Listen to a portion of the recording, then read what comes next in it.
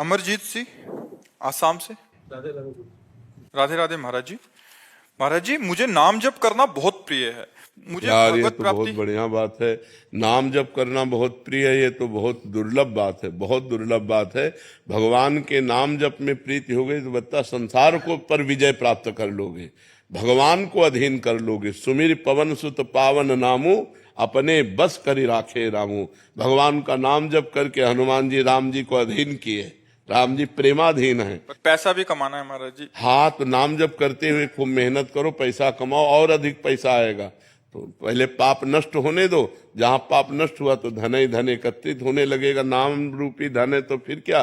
त्रिभुवन पति जिसके ऊपर प्रसन्न है, जा पर कृपा राम की हुई, ता पर कृपा करे सब कोई। खूब नाम जप करो, खूब मेहनत करो, धन कमाओ और जो दुख सुख आवे उसे सह जाओ, आगे बहुत अच्छा फल प्राप्त होगा। दोनों काम करेंगे तो कोई दिक्कत तो नहीं हो? नहीं, कोई दिक्कत नहीं, दोनों काम करना ही चाहिए। क्योंकि गृहस्थ हो, कोई विरक्त थोड़े हो, गृहस्थ हो। विरक्त केवल भगवान का भजन करता है तो देखो भगवान ही सब करते हैं, किसी से मांगा थोड़ी जाता है। राधे, न्यू दिल्ली से। श्री हरिवंश महाराज जी, आपके चरणों में दंडवत प्रणाम। गुरुदेव भगवान, संत और सदग्रंथ कहते हैं कि कर्तव्य पालन आवश्यक है। क्या कर्तव्य पालन किए बिना भजन साधन सफल नहीं होगा? कई बार आर्थिक स्थिति या अन्य कई कष्टों के कारण घर के परिजनों के सेवा नहीं कर पाता, तो क्या मेरा भजन नाम जब व्यर्थ हो नहीं, जाएगा? भजन नाम जप ये भगवत प्राप्ति के लिए अलग क्षेत्र है और कर्तव्य पालन अलग क्षेत्र है। जो हम कर्तव्य पालन कर रहे हैं, जैसे माता पिता की सेवा है, धन कमाने का उद्योग करना है, धन कमा के लाना है, परिवार की सेवा है, ये तो मनुष्य का कर्तव्य कर्म है, अपने परिवार का पोषण करना। पर जो नाम जप करना है, भगवान का ध्यान करना है, भगवान का पूजन करना है, ये भगवत प्राप्ति के लिए महान कर्तव्य है, परम कर्तव्य है। कर्तव्य और परम कर्तव्य, धर्म और महान परम धर्म, इसमें अंतराय होता है। ये लौकिक कर्तव्य है, वो अलौकिक कर्तव्य है। भगवान का नाम जप, उसमें ये थोड़ी कि ये नहीं किया तो उसमें बाधा पड़ जाएगी। पर हमें चाहिए कि हम कर्तव्य का पालन करते हुए भजन करें, तभी आनंद आएगा। अब बूढ़े माता पिता कष्ट पा रहे हो, तुम माला लिए बैठे हो, तो ऐसा नहीं है। उनके पैर दबाओ, उनके कपड़ा धो, मेहनत करके लाओ, कमाओ और उनको खवाओ पियाओ। क्योंकि जब तुम किसी योग्य नहीं थे तब उन्होंने तुम्हें पालन पोषण किया। अब उनकी वृद्धावस्था है और तुम सोचो हम तीर्थयाटन जा रहे हैं, तीर्थों की जरूरत, उनके चरणों में तीर्थ है, उनकी सेवा करो। बूढ़े माता पिता की सेवा करना, बूढ़े परिवार के जो बुजुर्ग जन हैं उनकी सेवा करना, धर्म पूर्वक धन कमाना, ये भी तो कर्तव्य कर्म है। हाँ, इससे भी भगवान प्रसन्न होते हैं।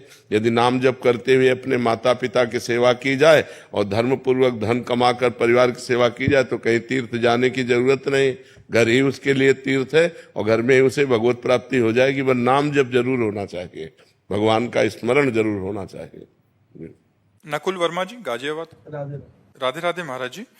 महाराज जी, मैं कुछ फल व खाना का सामान लेकर मंदिर जा रहा था कि मंदिर के पास एक कुत्ता भूखा बैठा था। तो सामग्री मंदिर में देनी चाहिए या भूखे कुत्ते को खिला देनी चाहिए? भूखे कुत्ते को देना चाहिए, भूखे कुत्ते को देना चाहिए। एक बार एक नाथ जी महाराज, महाराष्ट्र के संत हैं, गौमुख से गंगा जल ला रहे थे रामेश्वर जी चढ़ाने के लिए। और रामेश्वर पहुंचने वाले थे, बहुत से और भी साथी थे, कि एक गधा प्यास से पैर फड़फड़ा करके जवान निकाले हुए तड़प रहा था। तो बड़ा घड़ा था, तो रोका उनके साथियों ने। क्या है, रामेश्वर जी बिल्कुल नजदीक, उन्होंने कहा नहीं। तो गधे को ऐसे उठाया, पूरा गंगा जल गधे को, वो आराम से जल पी करके बैठ गया और वो लोग चले गए। और जे ही बैठा तो देखा भगवान भूत भावन शंकर उसी से प्रकट हो गए। एक नाथ जी के सामने गधे, क्योंकि सर्वत्र भगवान है ना, तो वहां से भगवान प्रकट हो गए। यदि हम मंदिर जा रहे हैं भोग लगाने और कोई कुत्ता ऐसा दिखाई दे रहा है कि भूखा बैठा है, तो हमें चाहिए कि भगवान की भावना करके कुत्ते को पवा देना चाहिए, क्योंकि भगवान कुत्ते में भी हैं। नामदेव जी ने जब कुत्ता रोटी लेके भगा तो घी का कटोरा लेके कहा कि नाथ सूखी ना खाओ, थोड़ा घी चुपरा लो, और तो उन्हीं कुत्ते में से भगवान विट्ठल प्रकट हो गए। ये तो प्रसिद्ध कथा है। तो भगवान सर्वत्र हैं। अगर हमें कोई जीव भूखा दिखाई देता है तो हम भगवान के भोग को उसको पवा देते, सीधे भगवान पाएंगे। वहां तो भगवान दृष्टि भोग पाते हैं, मंदिर में भगवान सीधे नहीं पाते। दृष्टि भोग पाते हैं, उनकी दृष्टि में केवल आता है।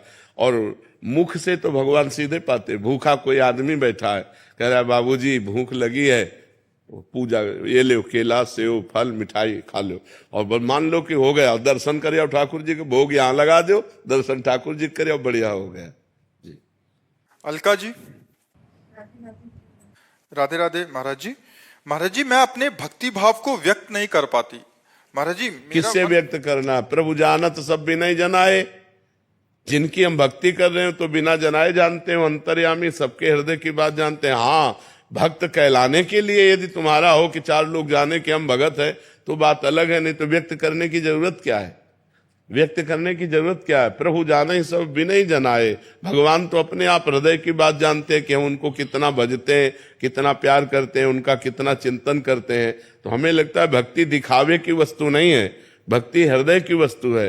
हम हृदय में भगवान का चिंतन करें, भगवान का सुमिरन करें, सादा जीवन एकदम बिल्कुल कुछ दिखावा ना हो और खूब डट के नाम जपो, भजन से काम बनना है। तो भक्ति ऐसी करनी चाहिए कि ज्यादा कोई जान न पावे, कोई प्रणाम न करे, कोई नमस्कार न करे, वो अंदर अंदर भगवान से रोए, भगवान से प्रार्थना करे, भगवान का चिंतन करे। इससे बढ़िया और क्या है? छुप के जो भक्ति होती है वो महान भक्ति हो जाती है। इन्हीं का एक प्रश्न हो रहा है महाराज जी, ये कह रहे हैं कि मुझे कौन कौन से ऐसे कर्म करने चाहिए कि मैं मृत्यु और जीवन के चक्र से मुक्त हो जाऊं और प्रभु की सेवा में लीन हो जाऊं। हाँ, बेविचार ना करो, कोई नशा ना करो, किसी की हिंसा ना करो, कम बोलो, कम सुनो, कम देखो और निरंतर भजन करो, माया चक्र से मुक्त हो जाओगे। निरंतर भजन करो, माया चक्र से मुक्त हो जाओ। अव्यावृत भजना, जो अखंड भजन करता है वो जन्म मरण के चक्र से मुक्त हो जाता है। अब पापाचरण करे, दो चार माला घुमा ले, मनमानी आचरण करे तो पुनरपि जननम पुनरपि मरणम, ये पुनरपि जननी जठरे शयनम, ये बार बार भोगना पड़ेगा। जब तक पापाचरण बंद नहीं होगा और भगवान का भजन अखंड नहीं होगा तब तक जन्म मरण के चक्र से मुक्त होना संभव है। जब निरंतर भजन हो, जिस श्वास में हमारा नाम चलते हुए अंत हुआ वही श्वास हमें भगवत प्राप्ति करा देगी। अगर हमने संसार का चिंतन करते हुए शरीर छोड़ा तो चाहे जितने भजनानंदी रहे हो हमको जन्म लेना पड़ेगा।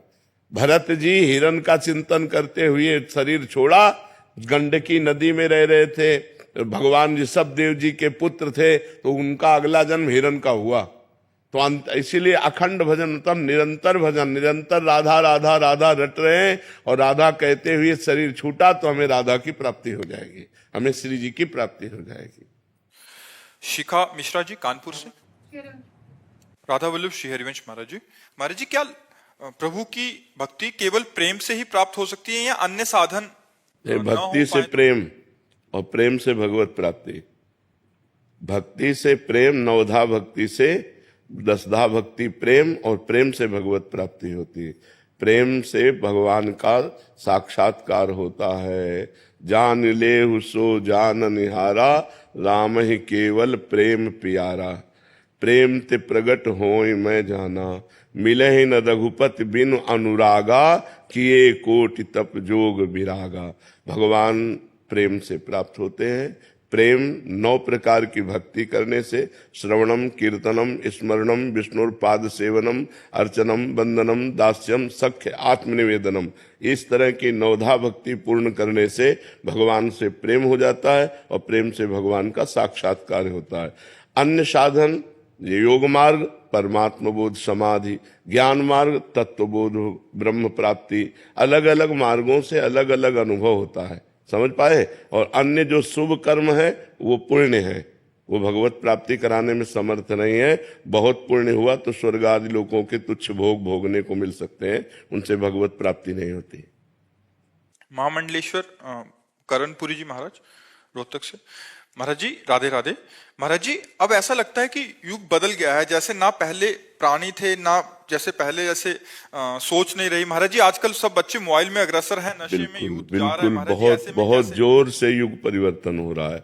भ्रष्टाचार, नशेबाजी, हिंसा, चोरी, ये सब बहुत, किसी पर किसी को विश्वास नहीं रह गया, वर्णाश्रम धर्म का कोई आचार नहीं रह गया, शास्त्र सम्मान नहीं रह गया, सब मनमानी आचरण चल रहे हैं। मनमानी बदल रहा है और बदलेगा, अभी तो भ्रष्टाचार और बढ़ेगा, तभी तो कलयुग का प्रभाव आएगा। भा भ्रष्टाचारा सब संसारा, धर्म सुने नहीं काना, कान से भी धर्म सुनने में नहीं आएगा, ऐसा भ्रष्टाचार बढ़ेगा। वो तो बढ़ ही रहा है, प्रतिपल बढ़ रहा है। ये राक्षसी प्रवृत्ति बढ़ती चली जा रही है। जिसको देखो नशेबाज बन रहा है, जिसको देखो व्यभिचार में प्रवृत्त है, जिसको देखो धन मिले चाहे जितना झूठ बोलना पड़े, बेईमानी करना पड़े, घूसखोरी करना पड़े, अधर्म करना, तो कहाँ शास्त्र मर्यादा, कहाँ धर्म मर्यादा, कहाँ मर्यादाएं रह गई। कोई बिरला ही ऐसा है जो शास्त्र का चिंतन करता हो कि इसके अनुसार हमें चलना चाहिए। कोई धर्म का चिंतन कर, नहीं मेरा धर्म ये नहीं है, मैं ऐसा नहीं कर सकता। ऐसा गांव में 100 रुपया के गेहूं बेचे गए थे, ये 45 वर्ष पहले की बात बता रहे हैं। तो 110 रुपये आ गए थे, उसके गिनने में भ्रम हो गया होगा, 10 का नोट ज्यादा आ गया था। तो जब घर में गिना गया तो 110 थे, तो कहा पूरे लेके जाओ उसके सामने और उसको दिखाओ जाके कि 10 का नोट तुम्हारा एक्स्ट्रा था, और उसको दिया। और फिर 100 रुपये के गेहूं, रुपया 1.5 रुपया किलो गेहूं बिकता था, तो 100 रुपये के गेहूं बेचे थे, 10 एक्स्ट्रा आ गए तो काफी थे,